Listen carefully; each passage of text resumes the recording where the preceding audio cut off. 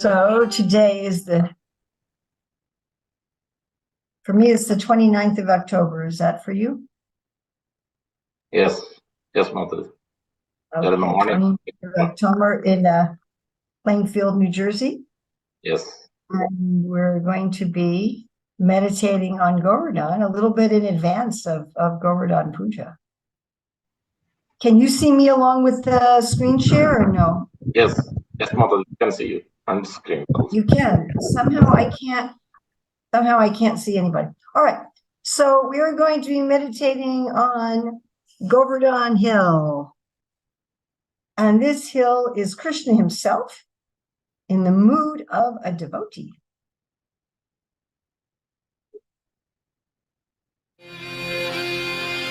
Namaste Girirajaya Shri Govardhan Namine Ashesha Klesha Nashaya Paramanandayane.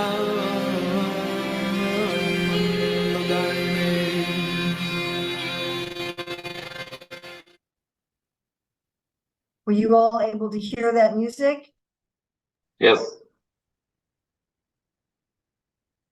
Was everyone able to hear that music?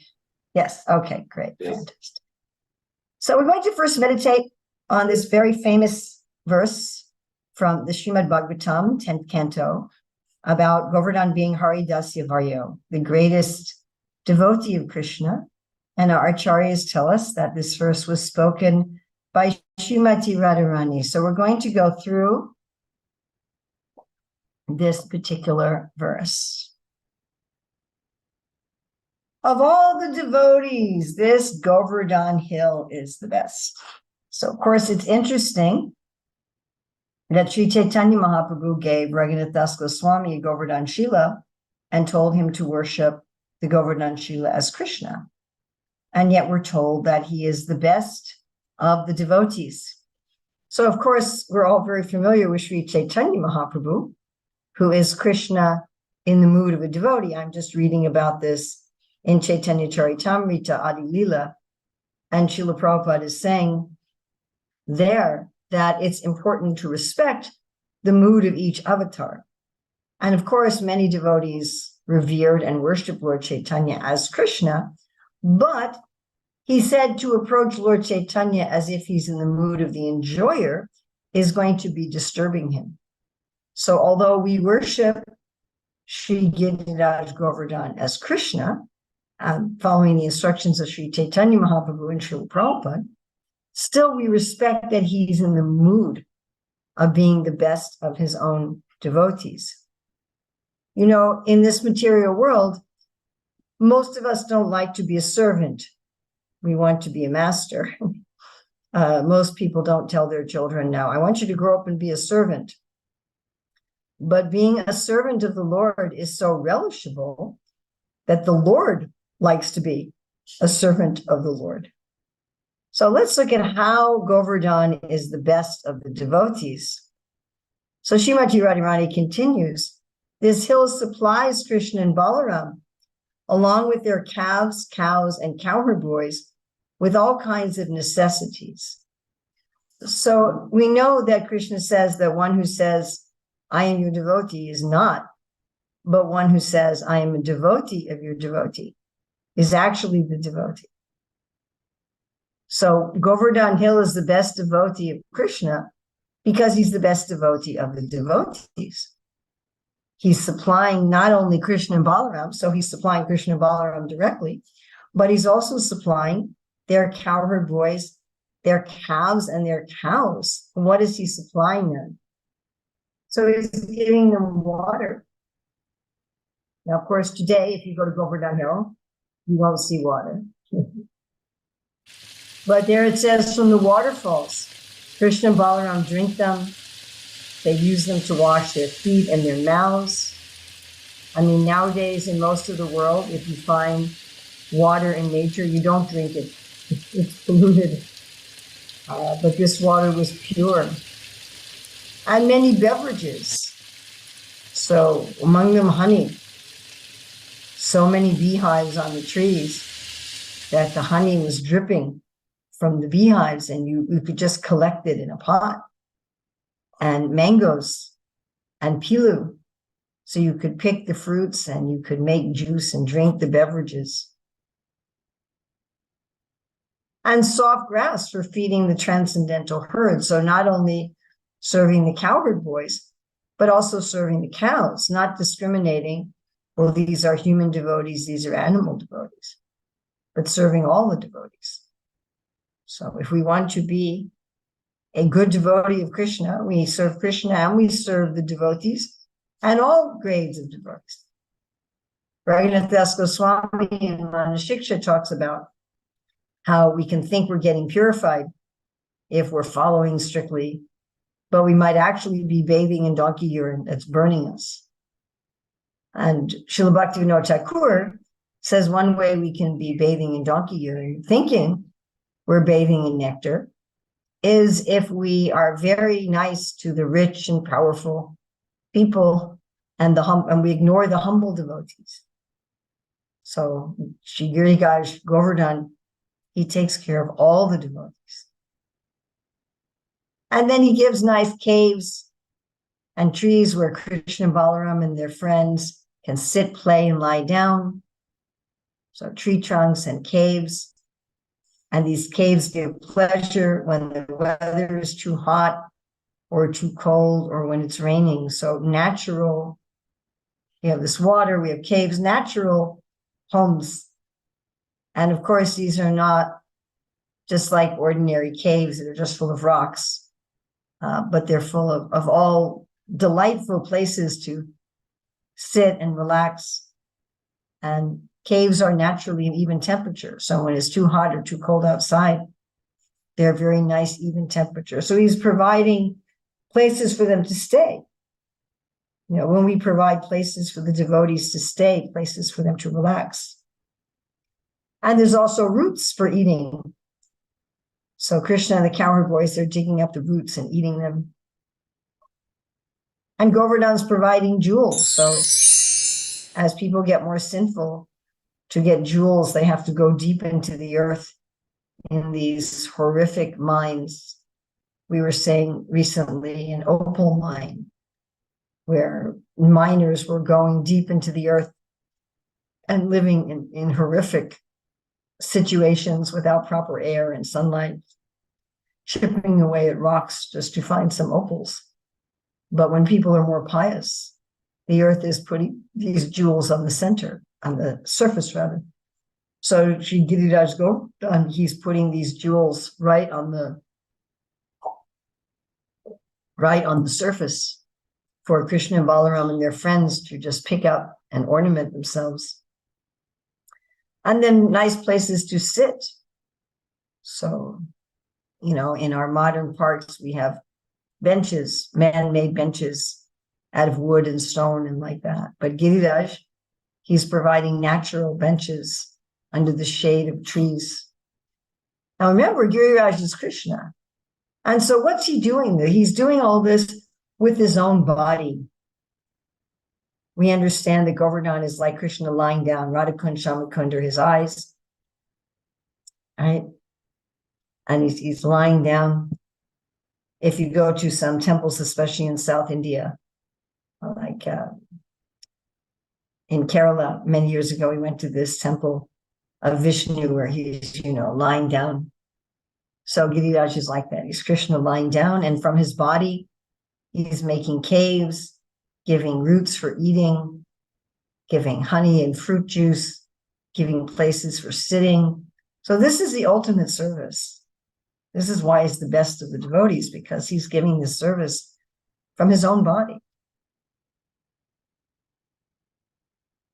And the verse goes on to say, being touched by the lotus feet of Krishna and Balaram, Govardhan Hill appears very jubilant. So generally, if someone's touching us with their feet, that's an offense, right? We don't touch things with our feet.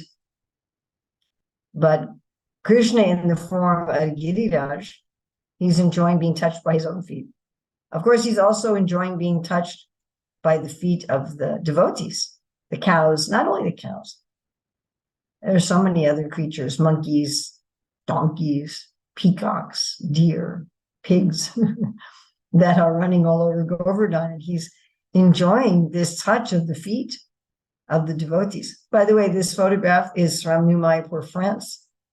And at least when it was taken, the devotees, they were very poor. They couldn't afford flowers, so they just had garlands out of leaves. And they had outfits for Krishna Balaram that were in tune with the four seasons. So this is their spring outfit.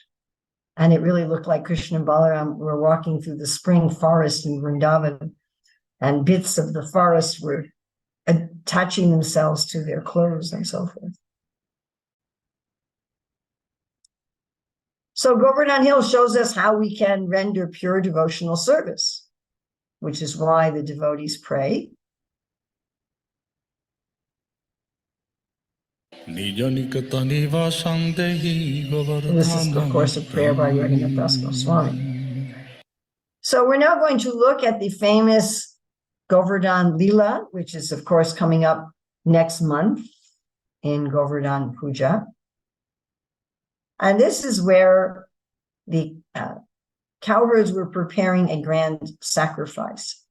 And Krishna appears as a little boy, and he's asking his father, so why are you doing this sacrifice? Is it something in the scriptures, or is it just tradition? So this is a very important question, and this is the kind of question that we should feel very confident to ask anyone. What is your pramana? What is your source of knowledge? What's your evidence? How are you getting the evidence for this? Where does it come from? You know, as our Krishna consciousness movement grows, so we have access to so many more books of our previous acharyas, but we also have access to so many other Vedic scriptures, some of this which may have been changed or distorted or mistranslated, or it may be just some village story. And so we should ask. Because sometimes, I mean, Srila Rupa Goswami does say, and Srila Prabhupada repeats this, that sometimes one can get information from some village story, but still, we should only accept the village stories that our acharyas accept. Just like the other day, we were reading in Chaitanya Charitamrita how the Shakshi Gopal deity came to Jagannath Puri, but then because of a love quarrel between Shakshi Gopal and Lord Jagannath, Shakshi Gopal was moved to another temple. So I was asking some devotees in Orissa, you know, what is this love quarrel between Shakshi Gopal and Jagannath? And they said, well, the story is that Shakshi Gopal was eating all the sweets and the savories and leaving Jagannath with just the sabjis. And so he had to leave. So I was saying this is a local village story, but because Prabhupada alludes to it, and Srila Bhaktisiddhanta Saraswati Thakur also alludes to it in his purport, therefore we accept it. But of course, what has been done in tradition, or what is done by a village, doesn't have as strong as an evidence procedure as what's in the Shastra. So Krishna is asking his father, where does it come from? And then Nanda Maharaj just says that this is tradition. This isn't Shastra, it's tradition.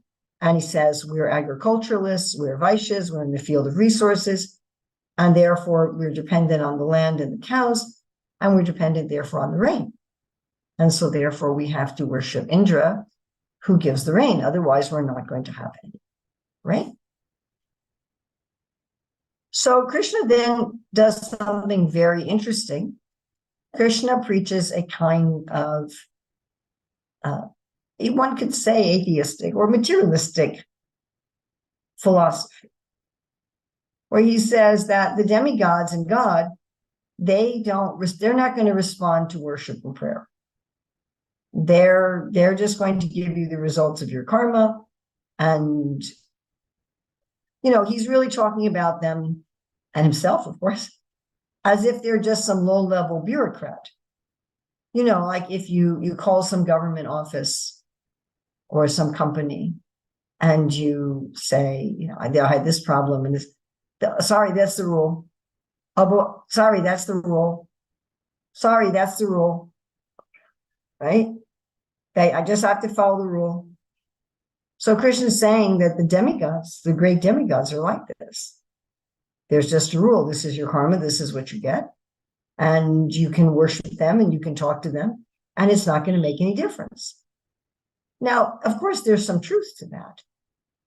That the demigods and even the Lord, I mean, if everybody who prayed to the Lord just got their karma messed with, it would be a chaotic, whimsical world. It would be a kind of nepotism that, well, if you just flatter the devas, then, you're going to change your karma.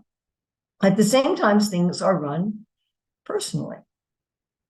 So I often give the example of a judge. Why is there a judge in a court?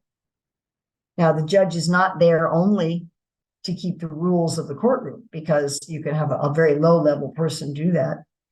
But he's also there to decide on the principle, the spirit of the law, how the law can be applied in spirit. What would be the proper sentencing? Of course, sometimes the jury in America is also involved in that. But he's the one who's applying and interpreting the law. And you have to have a living person to do that, and a highly intelligent and skilled person to do that. So the demigods are also doing that. There's another reason, though, why we are meant to worship the demigods and the Lord. And this is explained nicely in the 3rd chapter of Bhagavad Gita. And I was hearing Prabhupada speak about this quite a bit, that love isn't just taking, love is also giving. And Prabhupada would say, you have to pay your electric bill to the sun. So this is from the consciousness that I don't just take from nature. Everything I have from nature, and I'm not just taking, but I also give back to nature, which means I give back to the devas, I give back to the Lord. Of course, if we give to Krishna, then automatically all the devas are satisfied. Just like, we pay our taxes to one office, and then it distributes it to all the various governmental departments. So why didn't Krishna just say that? Why didn't Krishna say, well, just worship God? Why didn't he say, well, you don't have to worship anyone, just do your work? And basically, because he's God. And he didn't want to ask the residents of Vrindavan to worship him, because they're prema bhaktas, they're Ragatmika prema bhaktas, and therefore they're not seeing him as God. They're seeing him as just this beautiful, charming boy, the son of Nanda Maharaj. We should keep in mind that these verses where Krishna tells the residents of Vrindavan to just worship work and not worship Indra, that this is in the Bhagavatam, which Srila Jiva Goswami says is our highest scripture. They're in the 10th canto, arguably the most important canto, and they're spoken by the Lord himself. And yet we do not take these instructions that Krishna gives to and they're given to his topmost devotees. They're given to his prema devotees in Vrindavan. And yet we don't take these instructions as something that we should follow. So that's actually quite interesting. And when we study hermeneutics, we study that there are different categories of statement in the Shastra and by Guru, by our acharyas. One category is that of eternal, universal, trans-contextual truth, things that are true for all people at all places at all times. Another category is things that are true for all people at all times, but they're given in a particular context. Another are statements that support universal, eternal, and transcontextual truth.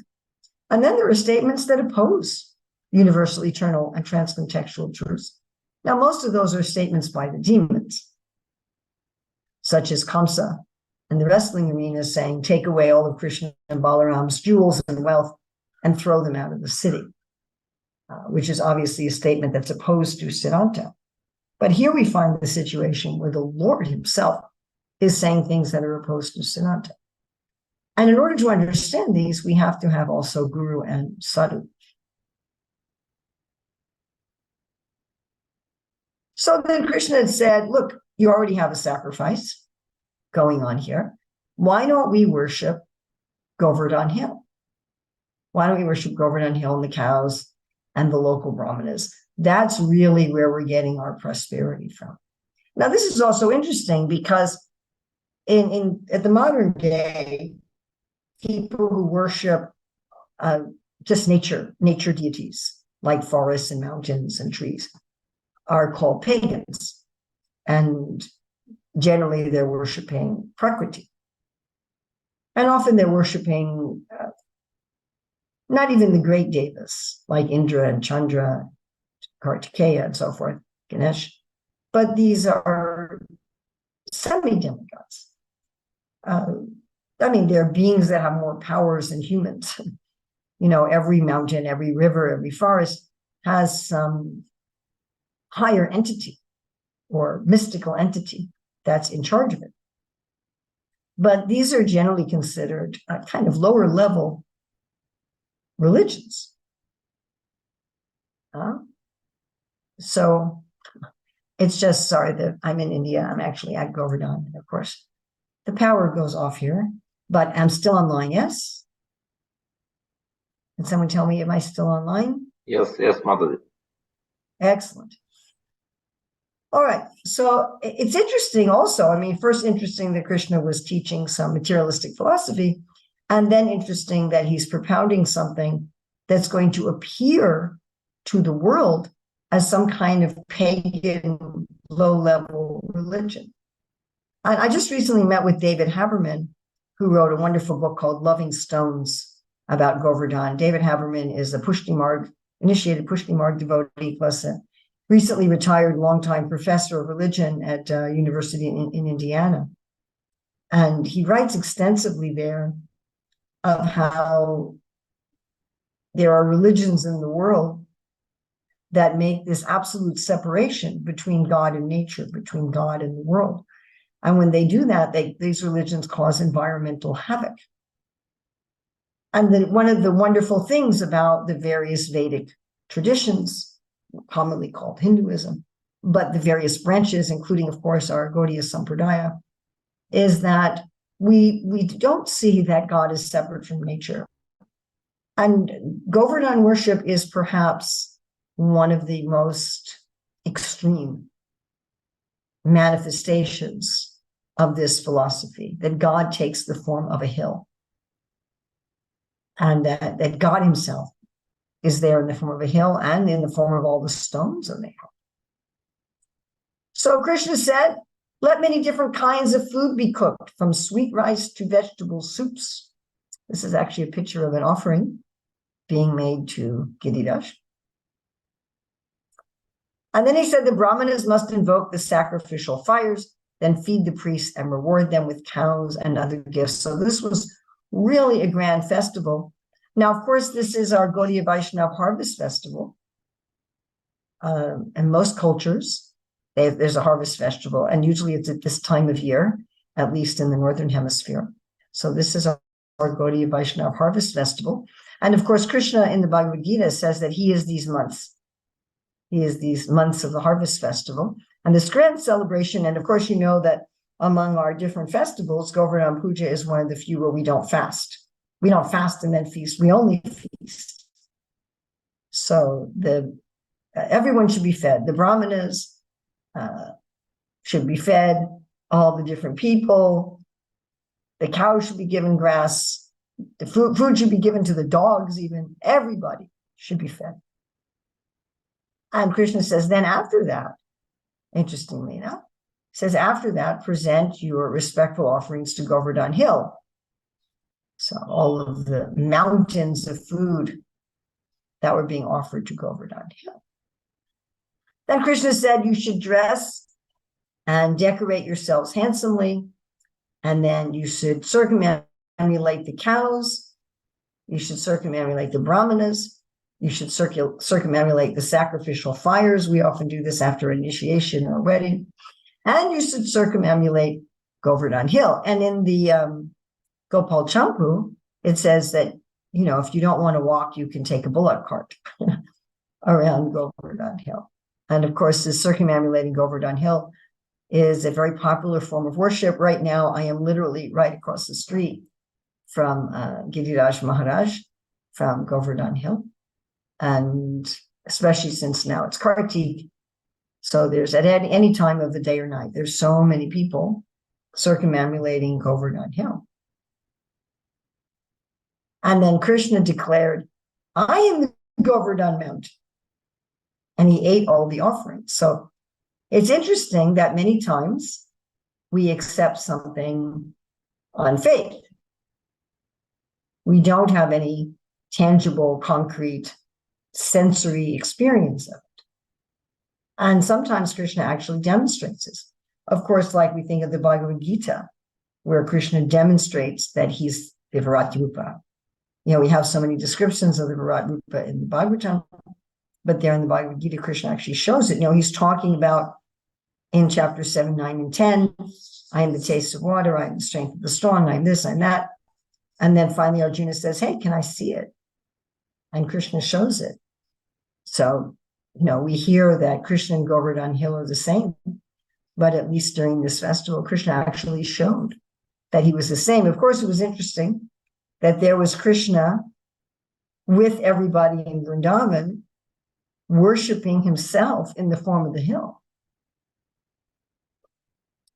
Now, this situation reminds us of how Mother Yasoda looks in Krishna's mouth and she sees herself and Krishna in his mouth.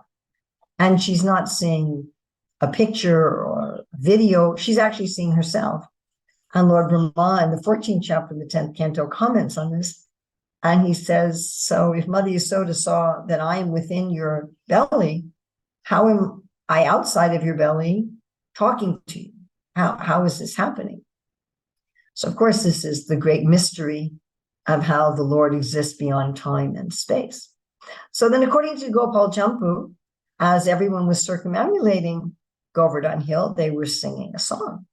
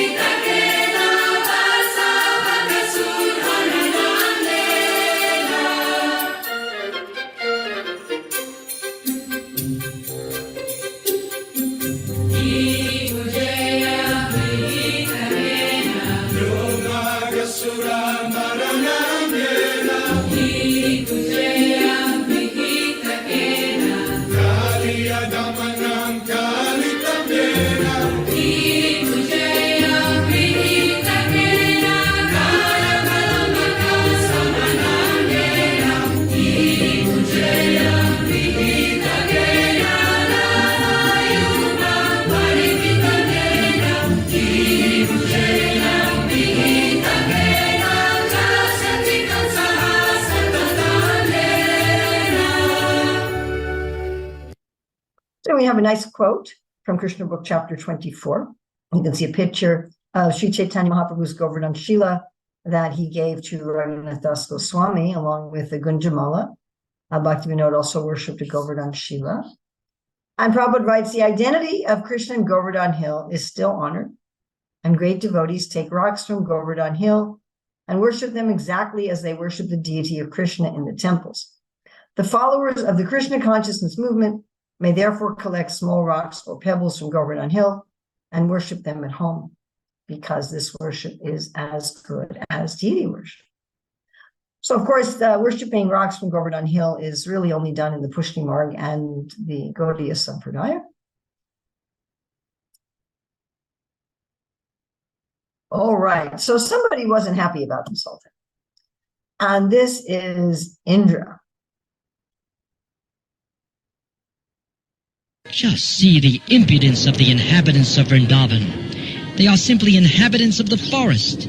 but being infatuated with their friend Krishna, who is nothing but an ordinary human being, they have dared to defy the So here we demigods. see that Indra is really out of line here. You know, he's not worshipped, his master is worshipped, and he's offended.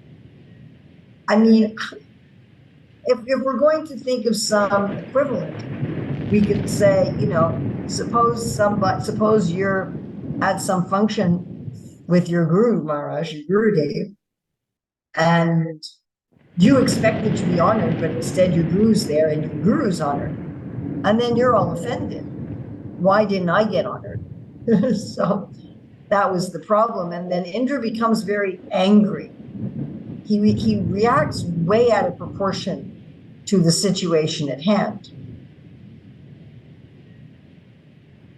Go and I shall follow you, riding on my elephant. Great storms will come with me to give the proper punishment. Good and rain to great storm clouds, they should be destroyed along with their So Indra clouds. decides that he's been offended, and he gets very angry, and then he goes on the offense. This is very typical of what we do, you know, when we're insulted, then we're just nasty back, right? Or if we think that we're insulted. So clouds blazed with lightning bolts and roared with thunder, and they were hurling down hailstones. The clouds released torrents of rain as thick as massive columns, and the earth was submerged in the flood. The cows and the other animals were shivering. And the cowherd men and women all approached Govinda for shelter. So this response of Indra is very, very typical of conditioned souls. You know, if you say to somebody, hey, you did something wrong, they'll say, well, you also do something wrong. They'll try to do something to you. And Indra wasn't even told he did anything wrong.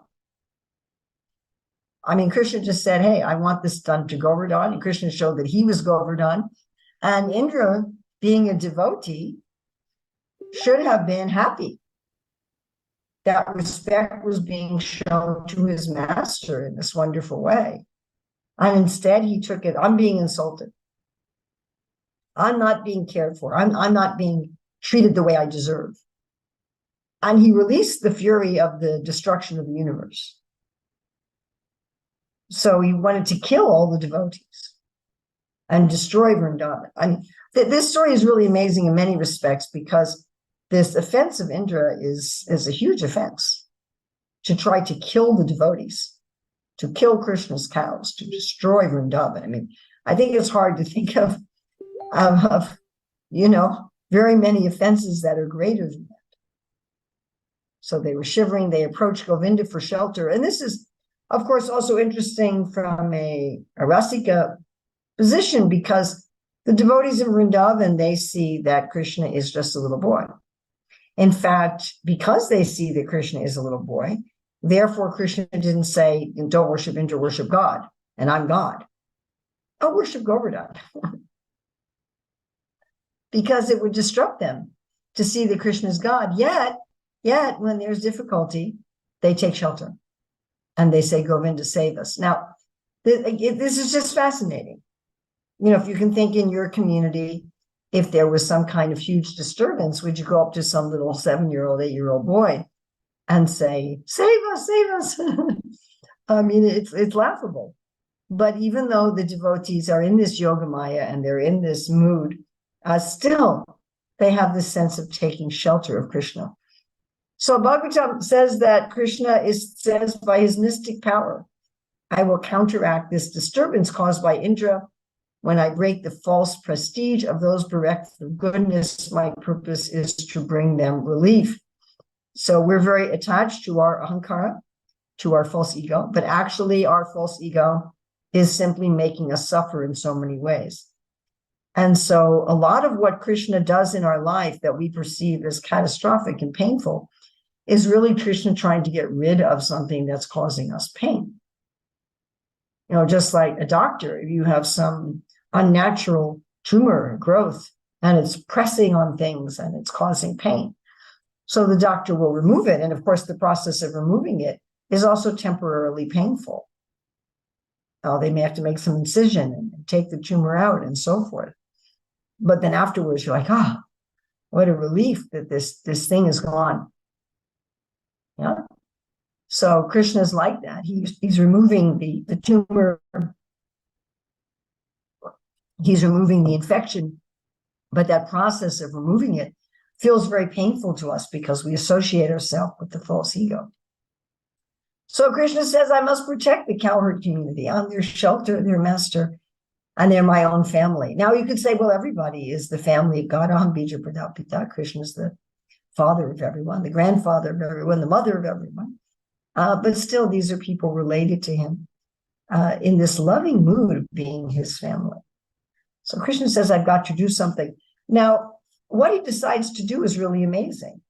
It's really out of the box thinking. You know, if there's a flood, you generally go to higher land, but I suppose you could have an umbrella, but the flood would come up. So Krishna does this amazing, completely unprecedented, and again, out of the box. Who would think of dealing with torrential rains and a flood like this?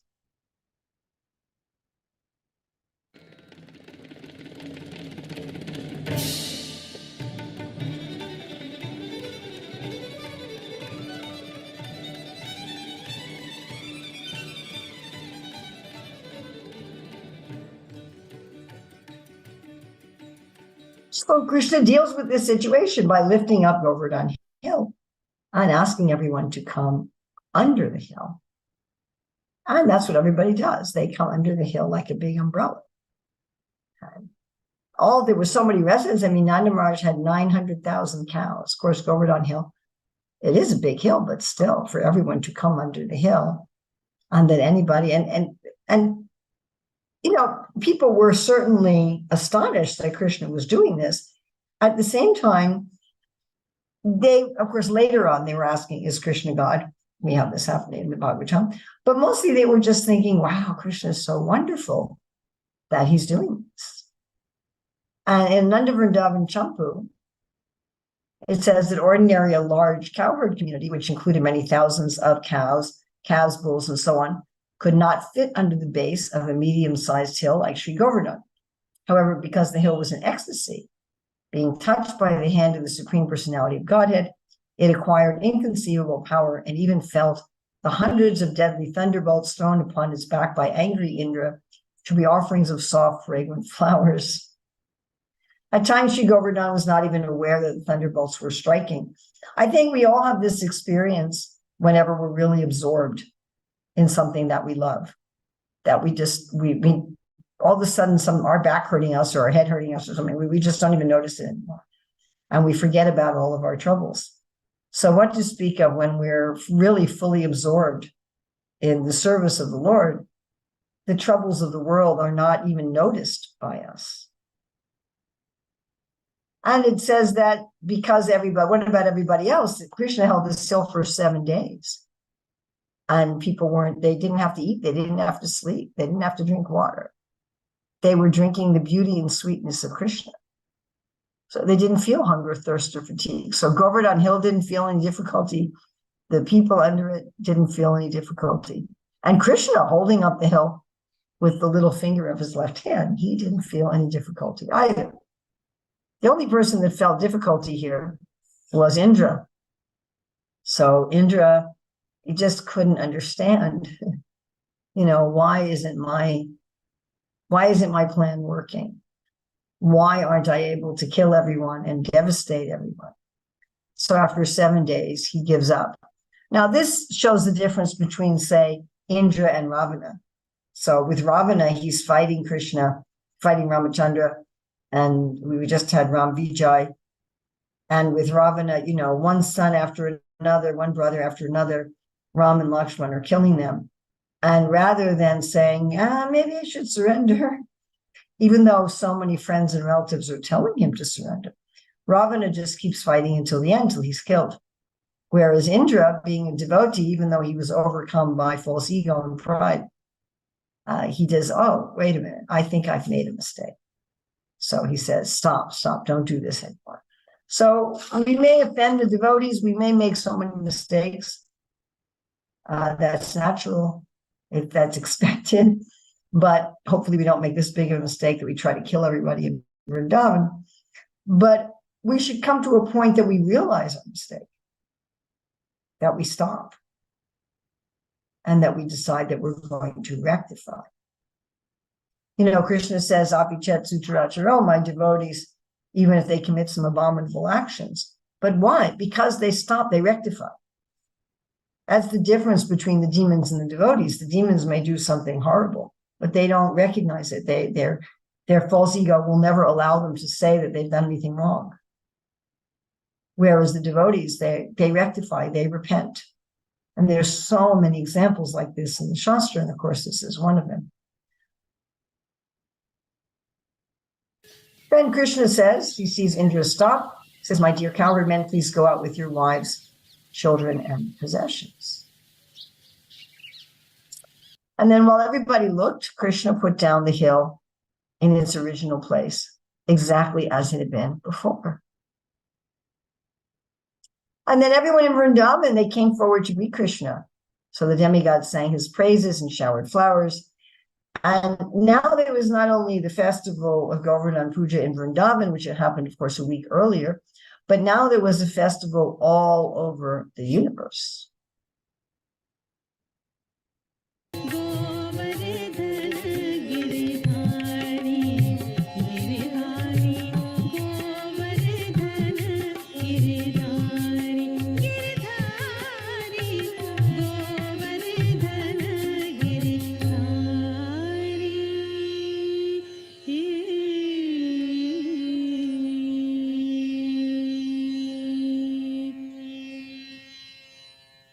So Indra took advice from Lord Brahma and he brought Surabhi with him.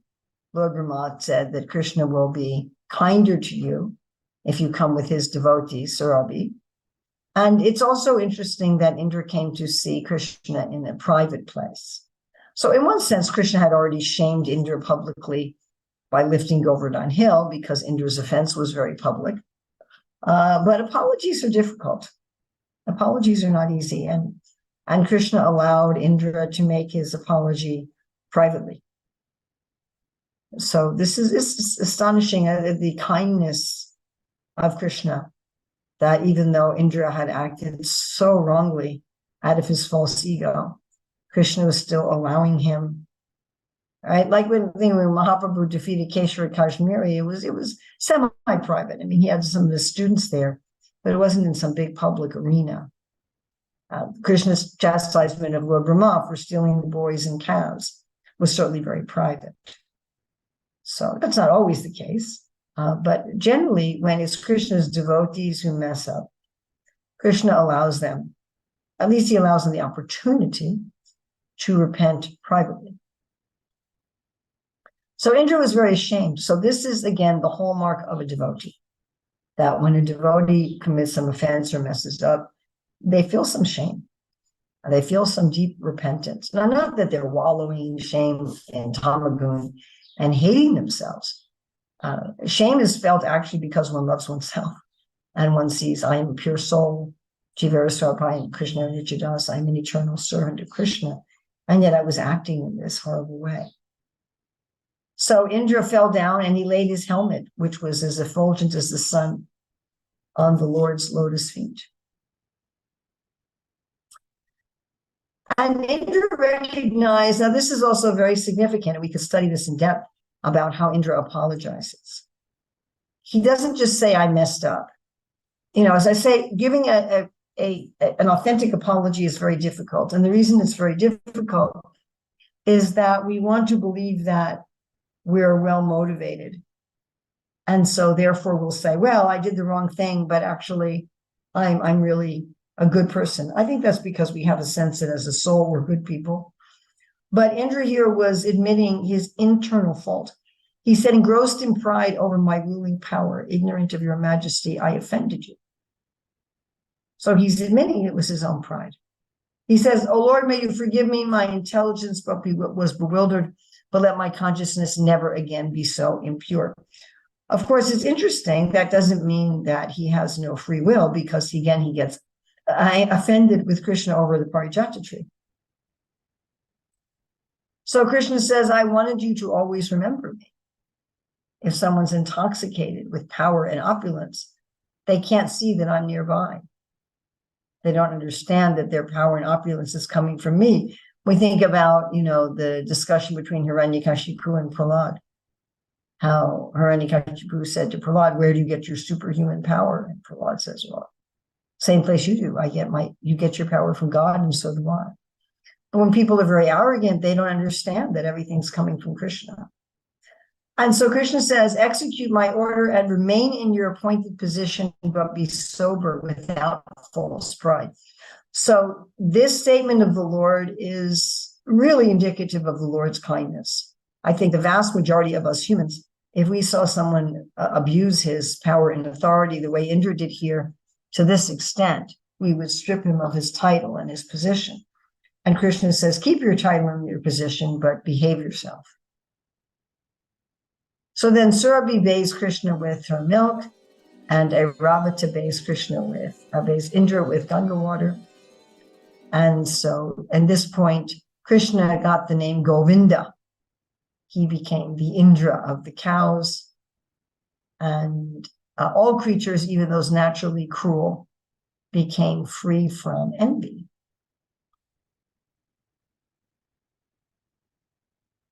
All the people of Vrindavan, for your good fortune and the fortune of your cows as well. Worship Govardhan Hill, all the people of Vrindavan, for your good fortune and the fortune of your cows as well. Worship Govardhan Hill.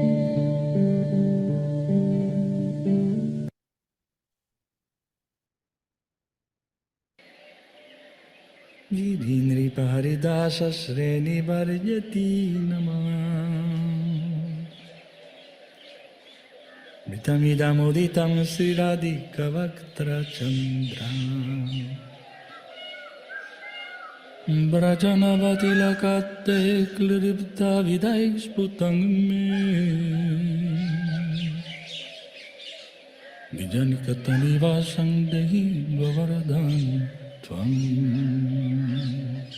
O Govardhan, O king of mountains, O hill whose nectar name, the best of Lord Hari's servants, flows from the moon of Sri Radha's mouth, O hill that the Vedas declare to be the tilak marking of Vraja, please grant to me residence near you.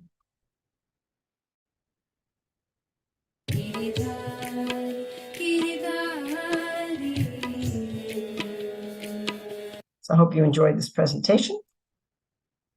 And we have a very little bit of time if there's questions. Thank you very much, Mataji. Wonderful narration. Looks like Vinod Kovidas. Go ahead.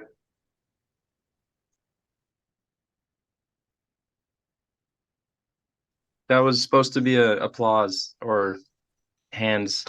I don't know if I have a question right now. Okay. Thank you.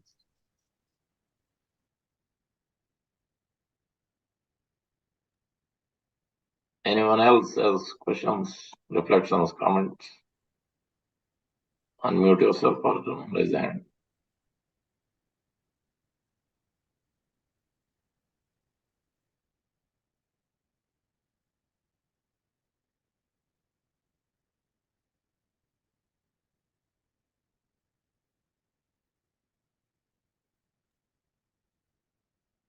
I should say that I'm now traveling and giving live classes. And so I basically refused everybody who's asked me to do a Zoom class. But Krishna Namananda Prabhu was just so persistent. He just asked me and asked me again and asked me again and asked me again and asked me again and asked me again and asked me again and asked me again. So finally I thought, well, if someone's that persistent, then I'm going to accept. And so I got to speak about Giriraj right at the feet of Giriraj. I literally 3-minute walk from the lotus feet of Giriraj Maharaj. So as we're starting Kartik today, so at least here it's starting today.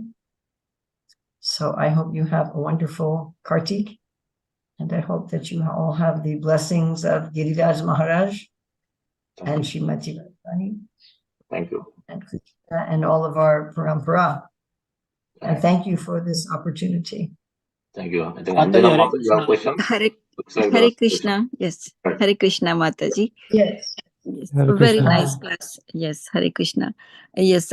When you mentioned Krishna Prabhuji was insisting for the online class, I'm very glad he did that. And because this is the only way we can connect with you, like if we cannot meet you in person, even if you are planning to travel to give the lessons, not sure if we can get that opportunity to meet or to listen to that way in person, but please continue with the Zoom classes. And I'm very thankful to Krishna Prabhuji and you. I'm looking forward to more of your online classes. Thank you. Well, usually when I'm doing in-person teaching, I'm just too busy. I'm too busy, giving in-person classes to also give online classes. So And that you're doing in India only? In-person classes only in India? No, I've been traveling since the end of May.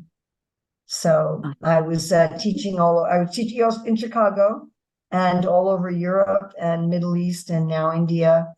We'll be in India for another month and a half, and then we'll be in New Jersey?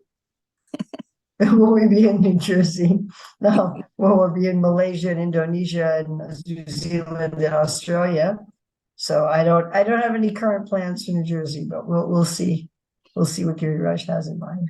But thank you, Mataji. This was like kind of a new chapter. Like we grew up like by listening or hearing these Krishna Lila stories.